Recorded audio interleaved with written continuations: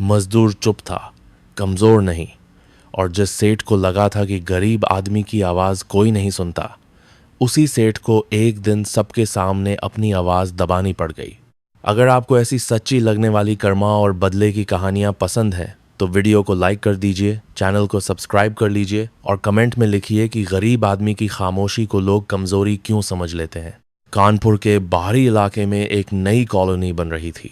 नाम बड़ा चमकदार रखा गया था, ग्रीन वैली रेजिडेंसी। लेकिन अंदर से हालत वही थी जो अक्सर ऐसे प्रोजेक्ट्स की होती है। बाहर बड़े बड़े होर्डिंग लगे थे जिन पर मुस्कुराते परिवार, साफ सड़कें और हरे पेड़ दिखते थे। और अंदर धूल, सीमेंट, लोहे की सरिया, टूटे हेलमेट, पसीने से भीगे बनियान और रोज सुबह मजदूरी की उम्मीद लेकर आते आदमी। इसी साइट पर काम करता था रघुवीर। गांव उन्नाव के पास था, लेकिन पेट ने उसे शहर में धकेल दिया था। सुबह 5 बजे उठता, बाल्टी से नहाता, पत्नी के बनाए 2 सूखे पराठे अखबार में लपेटता और 6 बजे तक ठेकेदार की पिकअप में बैठ जाता। उसकी एक छोटी बेटी थी जिसकी स्कूल फीस 2 महीने से बाकी थी। मकान मालिक रोज दरवाजे पर आकर खांसता था, जैसे खांसी नहीं, किराए की याद दिला रहा हो। रघुवीर पिछले 26 दिन से उसी बिल्डिंग की 3री मंजिल पर ईंट, बालू, सीमेंट ढो रहा था। हाथों की चमड़ी जगह जगह से फट चुकी थी। कंधे पर पुराना गमछा हमेशा रहता, लेकिन पसीना इतना निकलता कि गमछा भी हार मान जाता।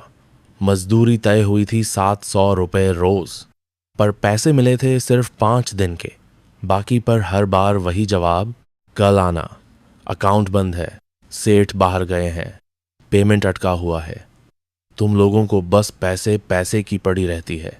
उस दिन दोपहर की धूप अलग ही बेरहम थी। ऊपर स्लैब डालने का काम चल रहा था। रघुवीर सुबह से बिना ठीक से बैठे काम कर रहा था। 2 बजे के करीब उसने देखा कि सेठ की सफेद एसयूवी साइट के बाहर आकर रुकी। गाड़ी से विनोद अग्रवाल उतरा। सफेद कुर्ता, आंखों पर काला चश्मा, हाथ में चमकती घड़ी और चेहरे पर ऐसा भाव जैसे पूरी जमीन उसी ने बनाई हो। मजदूरों में हल्की फुसफुसाहट हुई। सेठ आ गया, आज शायद पैसे मिल जाएं।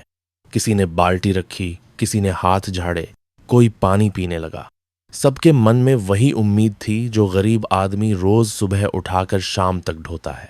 रघुवीर धीरे धीरे नीचे उतरा। उसके हाथ में छोटी सी नीली डायरी थी। उसी में वह रोज की मजदूरी, तारीख, काम के घंटे और मिले हुए पैसे लिखता था। डायरी नई नहीं थी, किनारे से मुड़ी हुई, पन्ने पीले पड़े हुए। लेकिन रघुवीर के लिए वही सबूत थी कि उसने मेहनत की है, भीख नहीं मांगी। वो सेठ के ऑफिस जैसे बने छोटे कमरे के बाहर खड़ा हो गया। अंदर कूलर चल रहा था, बाहर मजदूर धूप में थे। अंदर ठंडी हवा में सेठ, साइट सुपरवाइजर महेश और 2 आदमी चाय पी रहे थे। रघुवीर ने बहुत धीरे से कहा, सेठ जी, 2 मिनट बात करनी थी। विनोद अग्रवाल ने चश्मा उतारे बिना पूछा, क्या है? सेठ जी, मेरी 26 दिन की मजदूरी में से 5 दिन का पैसा मिला है, बाकी 21 दिन का हिसाब रह गया है। घर में बहुत दिक्कत है, बच्ची की फीस भी। सेठ ने उसकी बात पूरी होने से पहले ही चाय का कप टेबल पर रख दिया। आवाज छोटी थी, लेकिन कमरे में बैठे सब समझ गए कि माहौल बदलने वाला है। अरे तुम लोग भी ना, सेठ बोला, काम 2 दिन का करते हो, हिसाब महीने भर का मांगते हो। रघुवीर ने गर्दन झुकाकर डायरी खोली। नहीं सेठ जी, देख लीजिए, ये तारीख है। महेश बाबू ने कई दिन टिक भी लगाया है, मैं रोज आया हूं। महेश ने तुरंत आंखें नीचे कर लीं। उसे पता था बात सच है, लेकिन सेठ के सामने सच बोलने की उसकी हिम्मत नहीं थी। सेठ ने डायरी हाथ में ली, 2 पन्ने पलटे, फिर हंस पड़ा। अबे, डायरी लिखने से कोई मालिक बन जाता है क्या? ये सब क्या कोर्ट कचहरी खोल रखी है तुमने? बाहर खड़े कुछ मजदूर दरवाजे के पास सिमट आए। किसी के चेहरे पर डर था, किसी के चेहरे पर गुस्सा, लेकिन आवाज किसी की नहीं निकली। रघुवीर ने फिर धीरे से कहा, सेठ जी, मैं मालिक नहीं बन रहा, बस अपना पैसा मांग रहा हूं। जो काम किया है उसी का। सेठ कुर्सी से उठा। उसका चेहरा लाल होने लगा था। उसे सबसे ज्यादा गुस्सा इस बात पर आता था कि कोई मजदूर उसकी आंखों में आंख डालकर हिसाब मांगे। तुम लोगों को बहुत अक्लें आने लगी है आजकल। कल तक चप्पल टूटी रहती है, आज डायरी लेकर खड़े हो जाते हो। सुन, काम करना है तो चुपचाप कर, नहीं करना है तो निकल। तेरे जैसे 100 आदमी लाइन में खड़े हैं। रघुवीर चुप रहा। उसने सिर्फ हाथ आगे बढ़ाया, डायरी दे दीजिए सेठ जी। बस यही बात सेठ को और चुभ गई। उसने डायरी का वो पन्ना फाड़ा जिसमें पिछले 3 हफ्तों का हिसाब लिखा था।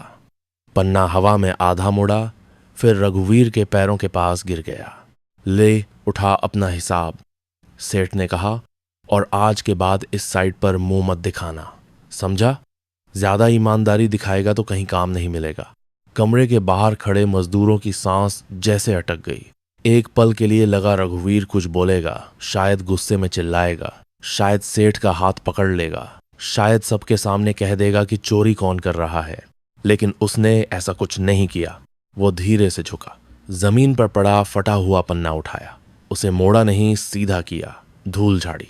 फिर डायरी के बाकी पन्ने सेठ की मेज से उठाए और अपनी कमीज की अंदर वाली जेब में रख लिए। सेठ ने ताना मारा। क्या हुआ? आवाज बंद हो गई। रघुवीर ने पहली बार सीधा उसकी तरफ देखा। उसकी आंखों में आंसू नहीं थे, गुस्सा भी बाहर नहीं था, बस एक अजीब सी ठंडक थी। वह बोला, आवाज बंद नहीं हुई सेठ जी, बस गलत जगह खर्च नहीं कर रहा। महेश ने घबराकर सेठ की तरफ देखा। विनोद अग्रवाल 2 सेकंड के लिए चुप रह गया, फिर हंसकर बोला, जा जा, बड़ा आया इज्जतदार। रघुवीर बाहर निकला। बाकी मजदूर रास्ता छोड़ते गए। किसी ने धीरे से कहा, भैया जाने दो, इनसे कौन लड़ सकता है। किसी और ने कहा, हमारा भी पैसा अटका है, पर बोलेंगे तो निकाल देगा। रघुवीर ने किसी को जवाब नहीं दिया। उसने बस अपनी पुरानी साइकिल उठाई और साइट के बाहर निकल गया। पीछे से मशीनों की आवाज फिर शुरू हो गई। हथौड़े चलने लगे, मिक्सर घूमने लगा, मजदूर फिर इंटेंट होने लगे, जैसे कुछ हुआ ही नहीं। लेकिन कुछ हुआ था। एक गरीब आदमी की मेहनत सबके सामने कुचली गई थी, और उस गरीब आदमी ने उसी वक्त समझ लिया था कि अगर वो आज सिर्फ चिल्लाएगा तो लोग तमाशा देखेंगे, लेकिन अगर वो सही जगह सच रखेगा तो शायद तमाशा सेठ का बनेगा।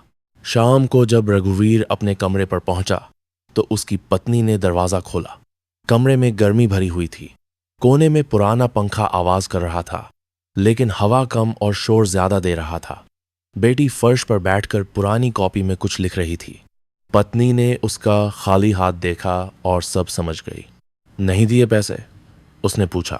रघुवीर ने चप्पल उतारी, गमछा कील पर टांगा और चुपचाप बैठ गया। बोलो भी। पत्नी की आवाज कांप रही थी। मकान मालिक फिर आया था। स्कूल से भी नोटिस आया है। राशन वाले ने उधार देने से मना कर दिया। तुम गए थे ना मांगने। रघुवीर ने जेब से फटा हुआ पन्ना निकाला और उसके सामने रख दिया। पत्नी ने पन्ना देखा। पहले उसकी आंखें फैल गईं, फिर चेहरा सख्त हो गया। उसने फाड़ दिया। रघुवीर ने सिर हिला दिया। और तुम चुपचाप चले आए? वो फट पड़ी। कब तक चुप रहोगे? गरीब हैं तो क्या जानवर हैं? तुम्हारी मेहनत का पैसा है वो, भीख तो नहीं मांग रहे थे तुम। रघुवीर ने बेटी की तरफ देखा। बच्ची चुपचाप कॉपी में पेंसिल घुमा रही थी, लेकिन उसके कान माँ बाप की बातों पर ही थे। वह धीमे से बोला, मैं चुपचाप नहीं आया। पत्नी ने गुस्से में पूछा, तो क्या किया? रघुवीर ने अपनी डायरी निकाली, फिर पुराने मोबाइल का टूटा स्क्रीन वाला फोन निकाला। उसने गैलरी खोली। उसमें साइट की तस्वीरें थीं, मजदूरों के नाम थे, तारीखों की फोटो थी, महेश के टिक लगे पन्नों की फोटो थी, सस्ती सीमेंट की बोरियों की फोटो थी, बिना सेफ्टी बेल्ट काम करते मजदूरों की फोटो थी, दरार वाली दीवार की भी फोटो थी जिसे सुबह सुबह प्लास्टर से छिपाया गया था। पत्नी धीरे धीरे शांत हो गई।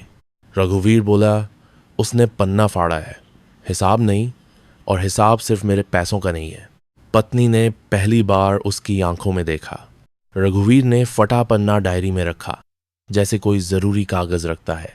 फिर उसने बहुत धीरे से कहा, कल सुबह मैं मजदूरी मांगने नहीं जाऊंगा, कल सुबह मैं सच दिखाने जाऊंगा। रात भर रघुवीर ठीक से सो नहीं पाया। कमरे में पंखा घूम रहा था, मगर उसके दिमाग में सेठ की आवाज उससे भी तेज घूम रही थी। तेरे जैसे 100 आदमी लाइन में खड़े हैं। ये बात उसके कान में ऐसे अटकी थी जैसे किसी ने कील ठोक दी हो। उसकी पत्नी बीच बीच में करवट बदलती, फिर उसे देखती। बेटी सो चुकी थी, लेकिन उसकी स्कूल डायरी खुली पड़ी थी, जिसमें लाल पेन से लिखा था फीस पेंडिंग। सुबह रघुवीर रोज की तरह 5 बजे उठा, लेकिन आज उसने मजदूरी वाले मैले कपड़े नहीं पहने। उसने हल्की नीली शर्ट निकाली, जिसे वो सिर्फ त्योहार या किसी जरूरी काम पर पहनता था। शर्ट की कॉलर पुरानी थी, लेकिन धुली हुई थी। पत्नी ने पूछा, सच में जाओगे? रघुवीर ने बिना जल्दबाजी के जवाब दिया, आज नहीं गया तो फिर कभी नहीं जा पाऊंगा। पत्नी ने चूल्हे पर चाय चढ़ाई और धीमे से बोली, देखो, बड़े लोगों से लड़ाई आसान नहीं होती। वो पैसे से आदमी खरीद लेते हैं। रघुवीर ने डायरी जेब में रखी, मोबाइल चेक किया और बोला, इसीलिए तो आदमी नहीं, कागज लेकर जा रहा हूं। आदमी डर सकता है, कागज नहीं। वह पहले साइट पर नहीं गया। वह सीधे तहसील के पास बने श्रम विभाग के छोटे से दफ्तर पहुंचा। बाहर पान की पीक, टूटी कुर्सियां, चाय वाले की आवाज और फाइलों की गंध थी। अंदर एक बाबू बैठा था, जिसने रघुवीर को ऊपर से नीचे तक देखा और बोला, क्या काम है? रघुवीर ने हाथ जोड़कर कहा, साहब, मजदूरी नहीं मिली, 21 दिन का पैसा रोक लिया। बाबू ने बिना दिलचस्पी के कहा, ठेकेदार से बात करो, यहां रोज 100 लोग आते हैं। पहले आवेदन लिखो, फिर देखेंगे। रघुवीर ने डायरी आगे रख दी। बाबू ने 2 सेकंड देखा, फिर बोला, अरे भाई, ये सब लिखने से क्या होता है? मालिक मानेगा तब ना। कोई पक्का सबूत है? रघुवीर ने मोबाइल खोला। स्क्रीन टूटी हुई थी, उंगली चलाने पर अटक रही थी। उसने एक एक करके तस्वीरें दिखाईं। मजदूरों की हाजिरी, सीमेंट की बोरियां, लोहे की सरिया का ढेर, आधी रात तक काम करते लोग, और वो दीवार जिसमें दरार आई थी लेकिन सुबह प्लास्टर करके छिपा दी गई थी। बाबू पहले ऊब कर देख रहा था, फिर थोड़ा सीधा बैठ गया। उसने पूछा, ये किस साइट की है? रघुवीर बोला, ग्रीन वैली रेजिडेंसी, हाईवे के पास, विनोद अग्रवाल का काम है। नाम सुनते ही बाबू का चेहरा थोड़ा बदल गया। उसने कुर्सी पर पीछे टिकते हुए कहा, उसका नाम मत लो ज्यादा, ऊपर तक पहचान है उसकी। रघुवीर ने पहली बार हल्का सा कड़वा हंसकर कहा, साहब, पहचान ऊपर तक है तो सच भी ऊपर तक चला जाएगा। बाबू चुप हो गया। शायद उसे उम्मीद नहीं थी कि फटी जेब वाला आदमी इतनी सीधी बात करेगा। उसने फाइल बंद की और अंदर वाले कमरे की तरफ आवाज लगाई, सर, एक आदमी आया है, मामला थोड़ा अलग लग रहा है। अंदर से एक सख्त आवाज आई, भेजो। कमरे में एक अधिकारी बैठे थे, साधारण सफेद शर्ट, चश्मा और टेबल पर मोटी फाइलें। उनका नाम था अरुण मिश्रा। उन्होंने रघुवीर को बैठने को कहा, लेकिन रघुवीर आदत से मजबूर खड़ा ही रहा। अधिकारी ने कहा, बैठ जाओ, शिकायत करने आया आदमी अपराधी नहीं होता। यह सुनकर रघुवीर धीरे से कुर्सी पर बैठ गया। उसने पूरी बात बताई, कैसे 26 दिन काम किया, कैसे सिर्फ 5 दिन की मजदूरी मिली, कैसे सेठ ने पन्ना फाड़ दिया, कैसे बाकी मजदूर भी पैसे बाकी, एक पसंदोरी मिली के लिए तरस रहे थे।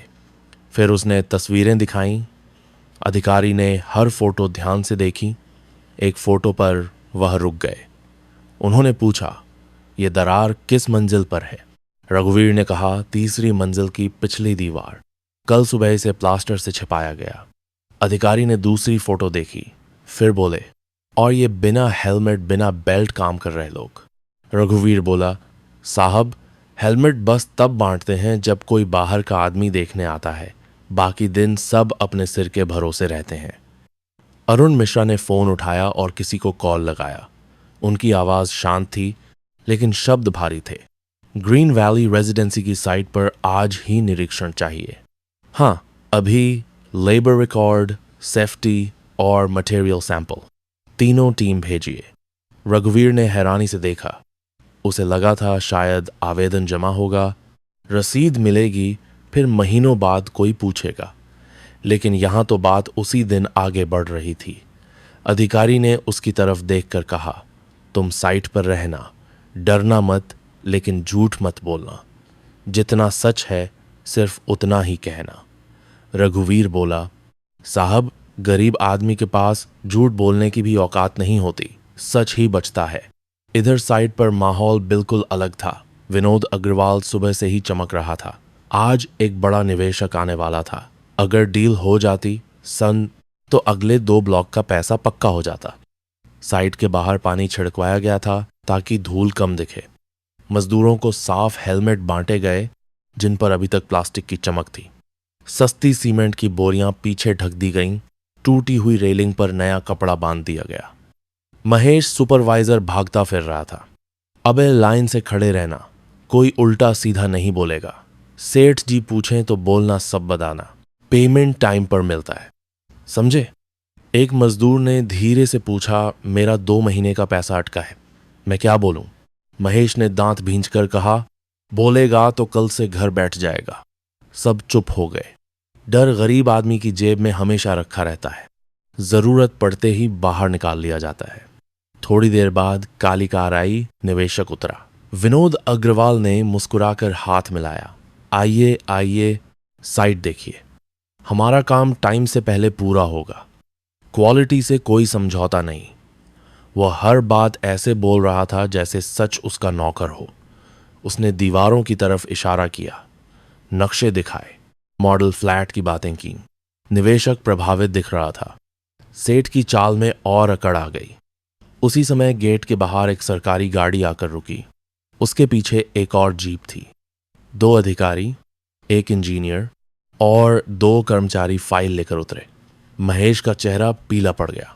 उसने भागकर सेठ के कान में कहा, सर, निरीक्षण वाली टीम आई है। सेठ पहले तो समझा नहीं, फिर बोला, कौन सी टीम, आज क्यों? महेश ने घबराकर कहा, सर, श्रम विभाग और निर्माण जांच वाले लोग लग रहे हैं। सेठ के चेहरे से मुस्कान ऐसे उतरी जैसे किसी ने स्विच बंद कर दिया हो। अरुण मिश्रा गेट से अंदर आए। उनके पीछे रघुवीर भी था। धूप वही थी, साइट वही थी, मजदूर वही थे। फर्क बस इतना था कि कल रघुवीर अकेला था, आज उसके साथ उसकी आवाज कागज बनकर चल रही थी। विनोद अग्रवाल ने रघुवीर को देखा तो उसकी आंखें सिकुड़ गईं। उसने दबी आवाज में कहा, तू यहां क्या कर रहा है? रघुवीर ने कोई जवाब नहीं दिया।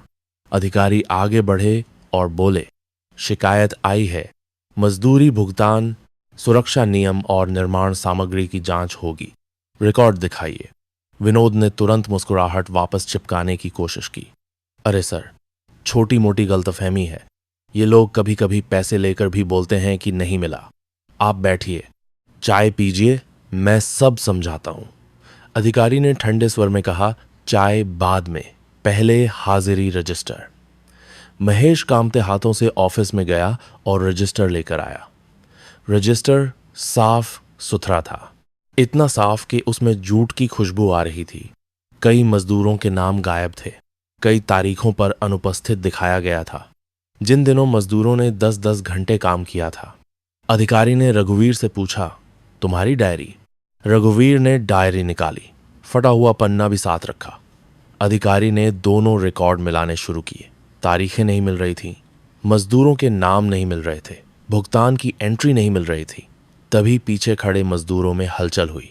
एक बुजुर्ग मजदूर पडी मोरड फ्रॉम आगे आया और बोला, साहब, मेरा भी पैसा रुका है। फिर दूसरा बोला, मेरा 28 दिन का। तीसरा बोला, हमसे साइन खाली पन्ने पर करवाए थे। महेश ने घूरकर चुप कराने की कोशिश की, मगर अब डर की दीवार में दरार पड़ चुकी थी। और अगर आप ये कहानी सुन रहे हैं तो कमेंट में ज़रूर लिखना कि जब एक आदमी सच बोलने की हिम्मत करता है तो क्या बाकी लोगों को भी हिम्मत मिलती है या नहीं, क्योंकि उस दिन ग्रीन वैली की साइट पर यही हो रहा था। एक चुप मजदूर के पीछे धीरे धीरे पूरी लाइन खड़ी होने लगी थी। इंजीनियर तीसरी मंजिल पर गया। उसने दीवार थपथपाई, प्लास्टर को खुरचा और नीचे खड़े कर्मचारी को आवाज दी, यहां मार्क करो। फिर उसने सरिया की दूरी नापी, सीमेंट के सैंपल लिए और सुरक्षा इंतजाम देखे। उसने नीचे आकर अधिकारी से कहा, साइट पर कई गंभीर कमी है, तुरंत काम रोकना पड़ेगा जब तक जांच पूरी नहीं होती। निवेशक यह सब देख रहा था। उसकी भौहें सिकुड़ गईं। उसने धीरे से सेठ से कहा, मिस्टर अग्रवाल, आपने तो कहा था सभी क्लियरेंस और रिकॉर्ड, ठीक है? सेठ ने हड़बड़ाकर कहा, नहीं नहीं, ये सब छोटी बातें हैं, सरकारी लोग तो आते रहते हैं, आप परेशान मत होइए। लेकिन बात अब छोटी नहीं रही थी। अधिकारी ने मजदूरों से अलग अलग बात करनी शुरू की। पहले सब डर रहे थे, फिर रघुवीर ने सिर्फ इतना कहा, जो सच है वही बोलो, बाकी भगवान देख रहा है। उसके बाद आवाजें खुलने लगीं। किसी ने कहा पेमेंट आधा मिला, किसी ने कहा हिसाब में कटौती झूठी है, किसी ने कहा चोट लगने पर दवा भी अपने पैसे से ली। एक लड़के ने बताया कि उसके हाथ में चोट लगी थी, पर उसे अगले दिन काम पर आने को मजबूर किया गया। विनोद अग्रवाल का चेहरा तमतमाने लगा। उसने महेश को आंखों से इशारा किया, जैसे कह रहा हो कुछ कर, पर महेश खुद पसीने में भीग चुका था। अधिकारी ने उससे पूछा, तुम सुपरवाइजर हो? महेश ने हकलाकर कहा, जी जी सर। मजदूरों का असली रिकॉर्ड कहाँ है? महेश चुप। साइट पर सुरक्षा उपकरण रोज क्यों नहीं दिए जाते? महेश चुप। दरार पर प्लास्टर किसने करवाया? महेश ने सेठ की तरफ देखा।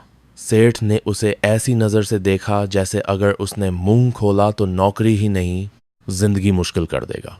लेकिन कभी कभी आदमी डरते डरते भी थक जाता है।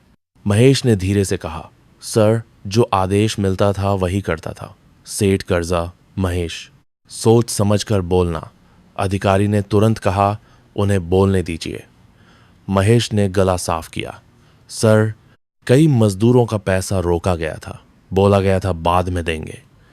कुछ नाम रजिस्टर में जानबूझकर नहीं डाले गए, और मटेरियल भी कई बार सस्ता आया था। ऊपर से कहा गया था कि खर्च कम रखना है। साइट पर सन्नाटा फैल गया। यही वो पल था जब रघुवीर ने पहली बार सेठ की आंखों में डर देखा। वही आदमी जो कल तक कह रहा था तेरे जैसे 100 आदमी लाइन में हैं, आज अपनी ही बनाई लाइन में फंस गया था। निवेशक ने अपना फोन निकाला और किसी को धीमे स्वर में बोला, hold the payment, don't process anything yet. सेठ ने सुन लिया। उसके पैरों के नीचे की जमीन सचमुच नहीं, लेकिन इज्जत की जमीन जरूर खिसक गई। अधिकारी ने फाइल बंद की और साफ आवाज में कहा, जब तक मजदूरी भुगतान का पूरा सत्यापन नहीं होता और निर्माण गुणवत्ता की जांच पूरी नहीं होती, साइट पर काम रोका जाएगा। अभी के लिए प्राथमिक नोटिस जारी होगा। एक कर्मचारी ने लाल नोटिस निकाला। गेट के पास जाकर उसने उसे चिपका दिया। जिस गेट से कल रघुवीर को अपमानित करके निकाला गया था, उसी गेट पर आज सेठ के खिलाफ सरकारी नोटिस चिपक रहा था। विनोद अग्रवाल ने रघुवीर की तरफ देखा। इस बार उसकी आंखों में गुस्सा कम, घबराहट ज्यादा थी। उसने दांत भींचकर कहा, तूने अच्छा नहीं किया। रघुवीर शांत खड़ा रहा। उसने बस इतना कहा, मैंने कुछ नहीं किया सेठ जी, मैंने बस वो दिखाया जो आप छिपा रहे थे। सेठ ने इधर उधर देखा। मजदूर अब सिर झुकाकर खड़े नहीं थे, वह सीधे खड़े थे।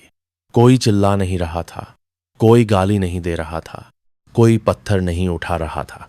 लेकिन उनकी चुप्पी अब कल वाली चुप्पी नहीं थी। कल वह मजबूरी थी, आज वह गवाही थी। और उसी पल विनोद अग्रवाल को समझ आ गया कि असली मुसीबत अभी शुरू हुई है। क्योंकि सरकारी नोटिस तो सिर्फ कागज था, लेकिन जिन गरीबों की आवाज उसने सालों तक दबाई थी, वे अब एक एक करके बोलने वाले थे। गेट पर लाल नोटिस चिपकते ही साइट की हवा बदल गई। जो जगह सुबह तक विनोद अग्रवाल की अकड़ से चल रही थी, अब वहां हर कदम नाप कर रखा जा रहा था। मजदूरों ने काम रोक दिया था। मिक्सर मशीन बंद थी। हथौड़ों की आवाज गायब थी। सिर्फ लोगों की धीमी फुसफुसाहट थी और सेठ की तेज सांसें। विनोद ने पहले अधिकारी को अलग ले जाने की कोशिश की। वह मुस्कुराया, मगर मुस्कान उसके चेहरे पर टिक नहीं रही थी। मिश्रा जी, आप भी समझदार आदमी हैं। छोटी मोटी गड़बड़ी हर साइट पर होती है। गरीब लोग हैं, कभी कभी भड़क जाते हैं।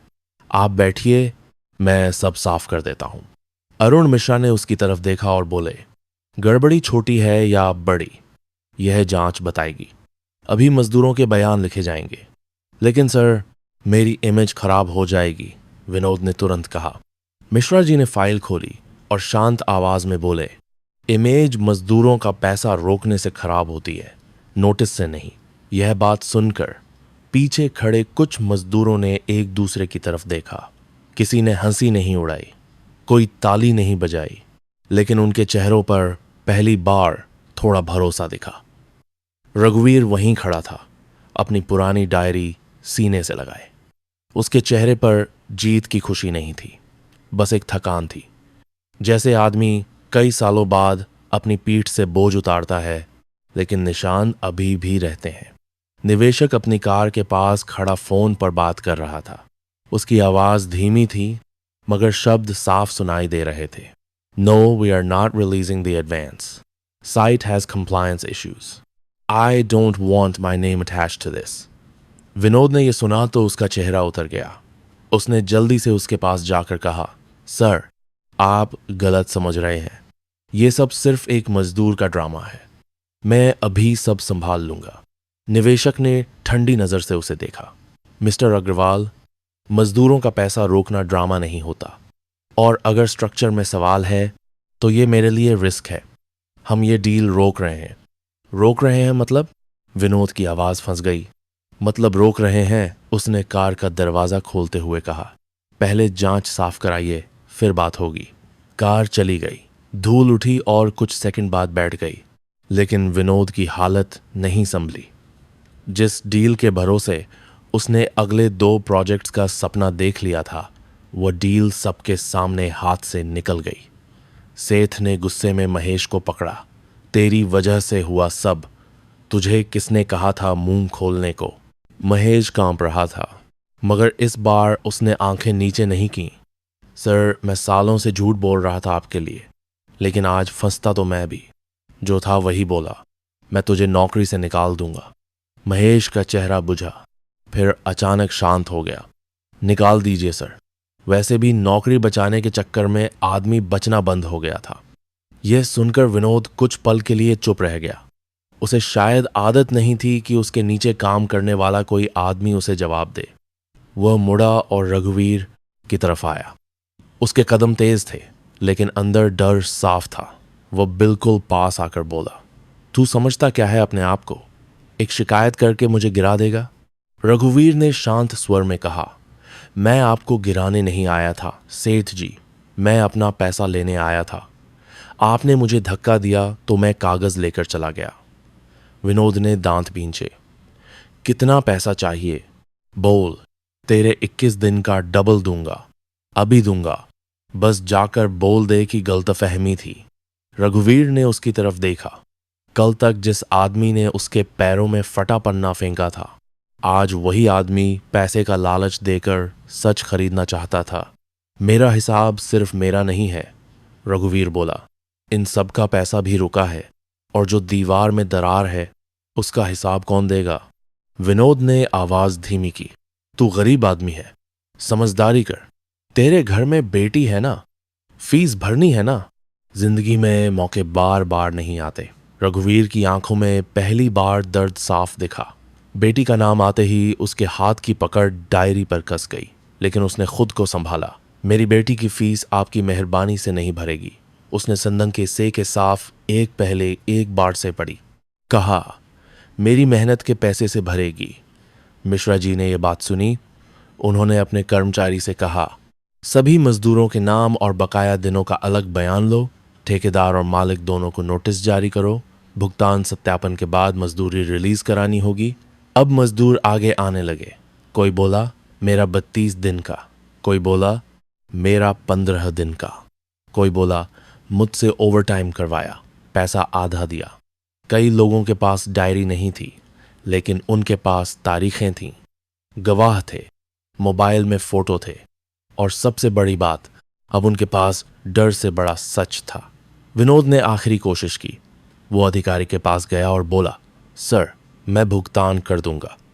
आप नोटिस हटवा दीजिए। काम रुक गया तो मेरा बहुत नुकसान होगा। मिश्रा जी ने कहा, पहले नुकसान गरीबों का हुआ है, आपका नंबर बाद में आया है। उस दिन शाम तक साइट पर बयान लिखे गए, सैंपल सील हुए, रजिस्टर जब्त हुआ, मजदूरों की सूची बनी। विनोद बार बार फोन लगाता रहा, कभी किसी नेता को, कभी किसी जान पहचान वाले अफसर को, कभी बैंक वाले को। लेकिन शायद कर्मा का भी एक नेटवर्क होता है जहां सही समय पर हर कॉल व्यस्त मिलती है। दोपहर से शाम हो गई, सूरज नीचे झुकने लगा। गेट के बाहर अब भी लाल नोटिस चिपका था। विनोद की सफेद कुर्ते वाली चमक धूल और पसीने में फीकी पड़ गई थी। उसी गेट के पास वह रघुवीर के सामने आकर खड़ा हुआ। इस बार उसकी आवाज़ पहले जैसी भारी नहीं थी। देख रघुवीर, उसने धीमे से कहा, मुझसे गलती हो गई, तू शिकायत वापस ले ले, मैं सबका पैसा दे दूंगा। रघुवीर ने पूछा, शिकायत वापस लेने के बाद? विनोद चुप। फिर वही होगा, रघुवीर ने कहा। आज पैसा देंगे, कल नए मजदूरों को रोकेंगे। आज दीवार छिपी थी, कल छत छिपेगी। गरीब आदमी गिरकर मर जाएगा, फिर बोलेंगे किस्मत खराब थी। विनोद की गर्दन झुक गई। पहली बार वो सचमुच हारा हुआ लग रहा था, लेकिन रघुवीर ने उसे गाली नहीं दी, उसने ताना नहीं मारा। वो बस बोला, सेठ जी, आप अमीर हैं, लेकिन अमीर होने का मतलब ये नहीं कि किसी की मेहनत आपकी जेब की चीज हो गई। मजदूर चुप रहता है क्योंकि उसके घर में भूख होती है, केस लड़ने का पैसा नहीं होता, नौकरी छूटने का डर होता है। लेकिन चुप आदमी अंधा नहीं होता, सब देखता है। 4 दिन बाद श्रम विभाग के दफ्तर में मजदूरों को बुलाया गया। विनोद अग्रवाल भी वहां था। इस बार वह कुर्सी पर अकड़ कर नहीं बैठा था। उसके सामने चेकबुक और नकद भुगतान की रसीदें थीं। अधिकारी ने एक एक नाम पुकारना शुरू किया। रघुवीर प्रसाद। रघुवीर आगे गया, उसका बकाया हिसाब निकला। 21 दिन की मजदूरी, कुछ ओवरटाइम का पैसा और बाकी कटौतियों की जांच अलग से। जब पैसे उसके हाथ में आए तो उसकी उंगलियां कांपीं। इसलिए नहीं कि रकम बहुत बड़ी थी, बल्कि इसलिए कि वह रकम सिर्फ नोट नहीं थी, वह उसकी मेहनत की इज्जत थी। उसके पीछे राम खिलावन, नसीम, छोटेलाल, परशुराम और बाकी मजदूरों ने भी अपना भुगतान लिया। कुछ ने अंगूठा लगाया, कुछ ने कांपते हाथों से साइन किया। किसी की आंखें भर आईं, किसी ने चुपचाप पैसे जेब में रखे और आसमान की तरफ देखा। मिश्रा जी ने सबको समझाया, आगे से बिना रिकॉर्ड काम मत करना, नाम, तारीख, पैसा सब लिखना, और कोई दबाव डाले तो शिकायत करना। रघुवीर ने सिर हिलाया। उसे पता था दुनिया एक दिन में नहीं बदलती। कल फिर कोई सेठ किसी मजदूर को दबाने की कोशिश करेगा, कल फिर कोई गरीब आदमी डर जाएगा। लेकिन आज कम से कम एक जगह हिसाब बराबर हुआ था। भुगतान के बाद विनोद बाहर निकला। उसके फोन पर लगातार कॉल आ रहे थे।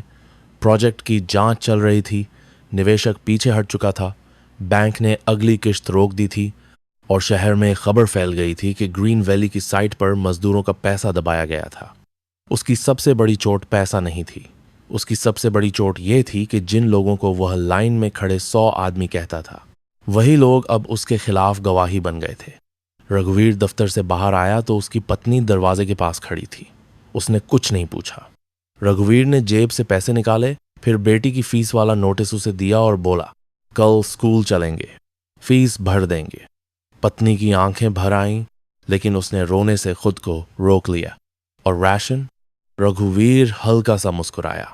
राशन भी और गुड़िया के लिए नई कॉपी भी। उस शाम वह बाजार गया।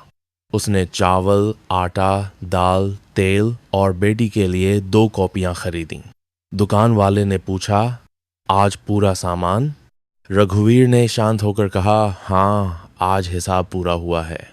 घर लौटते वक्त सूरज ढल रहा था। सड़क पर वही धूल थी, वही शोर था, वही शहर था। लेकिन रघुवीर के कदम पहले से हल्के थे। बेटी ने दरवाजा खोला और कॉपियां देखकर खुश हो गई। बाबा, मेरी? रघुवीर ने उसके सिर पर हाथ रखा। हाँ, तेरी। और सुन, पढ़ाई कभी मत छोड़ना। पढ़ेगी तो किसी से डरकर अपना हक नहीं मांगना पड़ेगा। रात को खाना खाते समय पत्नी ने धीरे से पूछा, डर नहीं लगा था? रघुवीर ने रोटी तोड़ते हुए कहा, बहुत लगा था, लेकिन कभी कभी डर से बड़ा अपमान हो जाता है।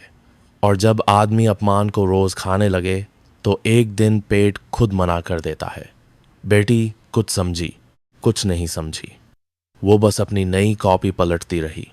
रघुवीर ने उसे देखा और मन ही मन सोचा कि वो अपनी बेटी को सिर्फ पैसे नहीं देना चाहता, वो उसे ये भरोसा देना चाहता है कि गरीब होना शर्म की बात नहीं, लेकिन किसी के सामने अपनी मेहनत को भीख बना देना शर्म की बात है। कुछ हफ्तों बाद ग्रीन वैली की साइट फिर खुली, लेकिन बदली हुई। मजदूरों के नाम रजिस्टर में लिखे जाने लगे, हेलमेट सच में बांटे जाने लगे, भुगतान की तारीख तय होने लगी। विनोद अग्रवाल अब भी अमीर था, उसका घर अब भी बड़ा था, उसकी गाड़ी अब भी महंगी थी, लेकिन उसकी आवाज में वह पुराना घमंड नहीं बचा था। जब भी वह गेट पर चिपके उस पुराने नोटिस की जगह को देखता, उसे याद आता कि एक फटा हुआ पन्ना भी कभी कभी पूरा साम्राज्य हिला देता है। और रघुवीर वो फिर मजदूरी करने लगा, क्योंकि कहानी का मतलब यह नहीं था कि उसकी जिंदगी अचानक राजा जैसी हो गई। असली जिंदगी में गरीब आदमी जीतकर भी अगले दिन काम पर जाता है। फर्क बस इतना था कि अब वो अपनी डायरी छिपाकर नहीं रखता था, वह खुले में लिखता था। तारीख, काम, पैसा। और कई मजदूर अब उससे कहते, भैया हमारी भी एंट्री कर दो। वह मुस्कुराकर कहता, अपना हिसाब खुद रखना सीखो, यही पहली ताकत है। कर्मा हमेशा बिजली बनकर नहीं गिरता, कभी कभी वह सरकारी फाइल बनकर आता है, कभी किसी गरीब की पुरानी डायरी में छिपा होता है, कभी टूटी स्क्रीन वाले मोबाइल की फोटो में बंद होता है। और कर्मा हमेशा बिजली बनकर नहीं गिरता, कभी बस उस एक पल में जागता है जब चुप आदमी तय करता है कि अब उसकी खामोशी किसी की ढाल नहीं बनेगी। इस कहानी की सीख साफ है, अमीरी से इज्जत नहीं मिलती, इंसाफ से मिलती है। गरीब की मजबूरी को कमजोरी समझना सबसे बड़ा अहंकार है, क्योंकि मजदूर के हाथ भले खुरदरे हों, लेकिन उन्हीं हाथों से शहर खड़े होते हैं। और जो आदमी शहर खड़ा कर सकता है, वो सच खड़ा करना भी जानता है। अगर आपको रघुवीर की ये कहानी दिल से महसूस हुई तो वीडियो को लाइक ज़रूर कीजिए, चैनल को सब्सक्राइब कीजिए और कमेंट में लिखिए, मजदूर चुप था, कमज़ोर नहीं। आपकी एक टिप्पणी उन लोगों तक ये बात पहुंचा सकती है जो आज भी किसी गरीब की खामोशी को उसकी हार समझते हैं।